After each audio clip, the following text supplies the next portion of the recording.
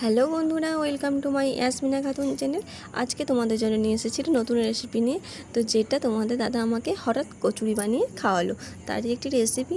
তোমাদের দাদা আগে থেকেই ময়দাটা মাখিয়ে রেখেছিলো। ময়দাটা একটু শক্ত মাখাতে হবে, যেহেতু কচুরি, সেজন্য একটু শক্ত মাখাতে হবে, নাহলে বেলার পক্ষে খুবই অসুবিধা। তো প্লিজ ভিডিওটি সাবস্ক্রাইব করে দিও। তো দেখতে পাচ্ছ আমাদের পুর রেডি। তো পুরটা ঠান্ডা করতে দেওয়া ছিল, পাশে একটু তেল রাখা আছে একটি জায়গায়। ততক্ষণে আমি ঘুগনিটা রেডি করে নিয়েছিলাম।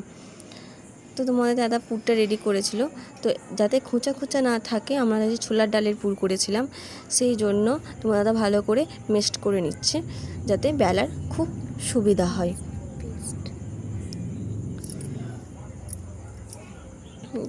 তো এটা গুটি নিয়ে ভালো করে রাউন্ড করে নিচ্ছে।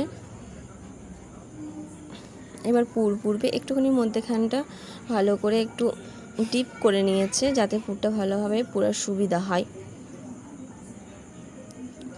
যেন পুরটা ঠিক মধ্য বরাবরই থাকে, তাহলে বেলাটা খুবই সুবিধা হয়। তোমার দাদা বেলছি, আমি তখন তেলটা গরম করতে দিয়েছি। দেখতেই পাচ্ছ আমাদের রেসিপি রেডি, কমপ্লিট।